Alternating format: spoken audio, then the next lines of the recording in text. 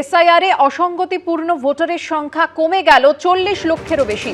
অসঙ্গতি 1,36,00,000 থেকে কমে হলো 94,49,000, এমনটাই খবর কমিশন সূত্রে। বিস্তারিত জানবো, কথা বলবো আমাদের প্রতিনিধি রুমা পালের সঙ্গে। রুমা, কি ধরনের অসঙ্গতি, কতটা কমেছে, কি খবর কমিশন সূত্রে? দেখো, হিয়ারিং চলছে এবং ইতিমধ্যেই জানি রাখি 3,33,000 এরকম ভোটারদের কিন্তু নিষ্পত্তি হয়েছে, তাদের ডাকা হয়েছে এবং বিষয়টা কিন্তু অনেকটাই নিষ্পত্তি হয়েছে 3,33,000 এবং 1,36,00,000 যে ভোটার, যেটা ছিল লজিক্যাল ডিসক্রিপেন্সি, সেটা কিন্তু তথ্যগত যে অসঙ্গতি ছিল তাদের মধ্যে এখন কমে দাঁড়িয়েছে, সেটা 94,49,000। অর্থাৎ এই যে বেশ কিছুদিন আগেই যখন কমিশন বলেছিল যে বিএলওরা একদম বিএলও অ্যাপের মাধ্যমে সেটা কিন্তু অনেকটাই কিন্তু ঠিক করে দেবে যাদের নাম বানান একটু ভুল রয়েছে, সে কিন্তু আমরা দেখেছিলাম যে যখন হিয়ারিং পর্বে কিন্তু তাদের ডাকা হচ্ছিল, তারপর আবার কিন্তু কমিশন নির্দেশিকা দেয় যে যাদের এরকম ধরনের লজিক্যাল ডিসক্রিপেন্সি রয়েছে সেটা কিন্তু অন্যভাবেও একদম সামনে গিয়েও কিন্তু ঠিক করে দেওয়া যাবে, তাদের হিয়ারিং এ ডাকতে হবে না।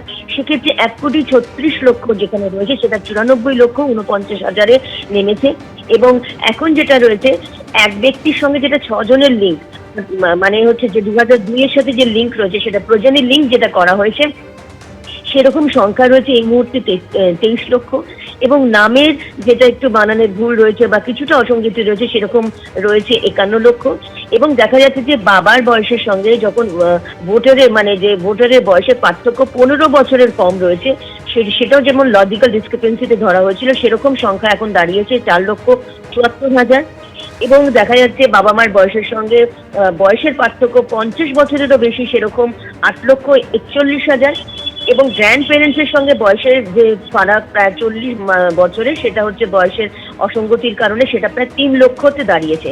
এবং জানিয়ে রাখি যে ইতিমধ্যেই কিন্তু যেগুলো লজিক্যাল ডিসক্রিপেন্সির কথা বলা হচ্ছিল এবং সেটা অবশ্যই কমে দাঁড়িয়েছে এবং আনম্যাপ যেখানে রয়েছিল সেক্ষেত্রেও কিন্তু প্রায় 3 লক্ষেরও বেশি যারা ভোটারদের রয়েছে তাদের কিন্তু অসঙ্গতি ছিল, সেগুলো কিন্তু অনেকটাই নিষ্পত্তি হয়েছে। ধীরে ধীরে হিয়ারিং এগোচ্ছে এবং অবশ্যই যে তথ্য সামনে আসছে সেটা কমিশন দিচ্ছে। তবে এটা ঠিক, লজিক্যাল ডিসক্রিপেন্সি যেগুলো তথ্য ছিল 1,36,00,000 সেটা কিন্তু অনেকটাই নিচে নেমে গেছে, সেটা 94 লক্ষেরও একটু কম হয়েছে। ধন্যবাদ রুমা। এ রাজ্যে এসআইআর ঘোষণা হতে তৃণমূল বিজেপির চাপানুতর তুঙ্গে উঠেছে, যা বজায় রইল নতুন বছরের দ্বিতীয় দিনেও। আসন্ন ভোটে ইভিএম এর বোতাম এমনভাবে টিপবেন যাতে যারা শুনানির নোটিশ পাঠিয়েছিল তারাই আনম্যাপড হয়ে যায়। শুক্রবার বারুইপুর থেকে হুঙ্কার ছাড়লেন অভিষেক বন্দ্যোপাধ্যায়। পাল্টা শুভেন্দু অধিকারী কটাক্ষ করে বললেন, 14ই ফেব্রুয়ারি চূড়ান্ত ভোটার তালিকা প্রকাশের পর দেখবেন তৃণমূল বলছে আমরা ভোটেই লড়ব না। ইভিএম এর বোতামটা এমন ভাবে টিপবেন যারা আপনাকে নোটিশ পাঠিয়ে আনম্যাপ করেছে তাদেরকে বাংলার ম্যাপ থেকে চিরতরে বিদায় দিতে হবে। 14ই ফেব্রুয়ারি দেখবেন তৃণমূল বলছে আমরা ভোটে লড়ব না। ঘোষণার পর থেকেই ভোটার তালিকার এই বিশেষ সংশোধনকে ঘিরেই সম্মুখ সমরে নেমেছে তৃণমূল ও বিজেপি।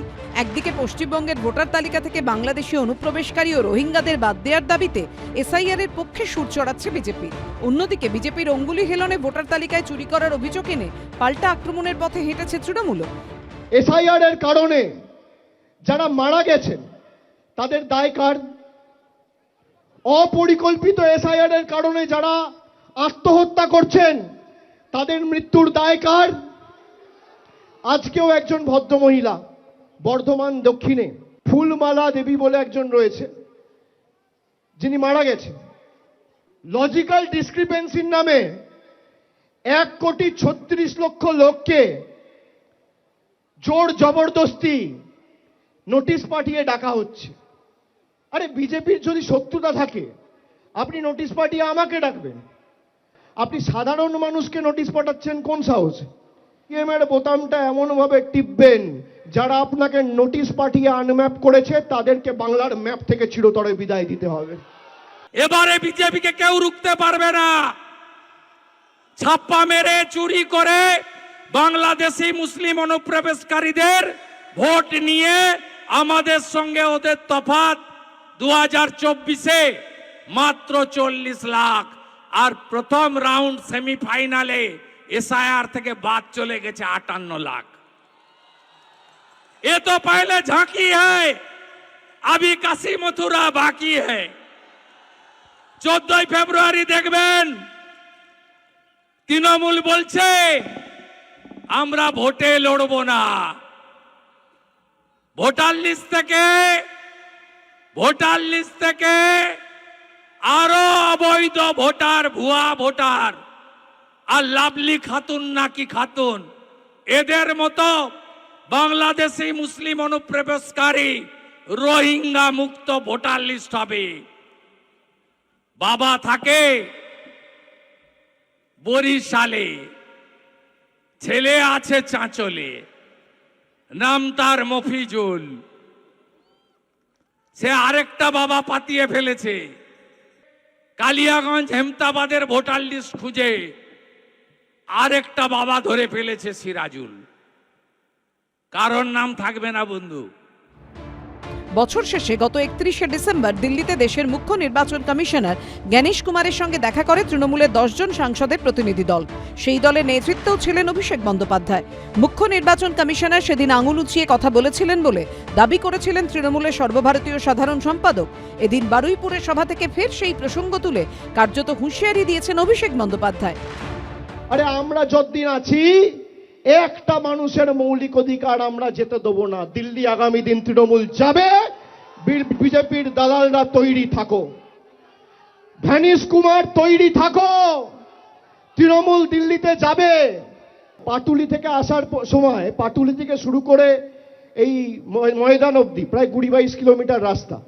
সোনারপুর হয়ে এলাম রাস্তার দুধারে যা লোক ছিল 1/3 লোক যদি দিল্লিতে যায় জ্ঞানেশ কুমার অমিত শাহ বানের জলে ভেসে যাবে চোখে দেখা যাবে না অভিষেক ব্যানার্জি কোন হরিদাস পাল যে ওকে সব কাগজ দেখাতে হবে ইলেকশন কমিশন কি ওর আন্ডারে কাজ করে ওর পার্টির কার্যকর্তা যে ও গিয়ে আদেশ দেয় অতএব পরিষ্কার বলতে চাই ইলেকশন কমিশন যা কাজ করছে আদালতের নির্দেশে এবং তার নিজস্ব ক্ষমতা বলে কতবার তো আদালতে গেল এসআইআর আটকানোর জন্য পারল না তো একবারও সব মিলিয়ে এসআইআর নিয়ে শাসক বিরোধী তরজা তুঙ্গে উঠেছে ঐশী মুখোপাধ্যায় সোমনাথ মিত্র অভিজিৎ চৌধুরীর রিপোর্ট এবিপি আনন্দ এবিপি আনন্দ এগিয়ে থাকে এগিয়ে রাখে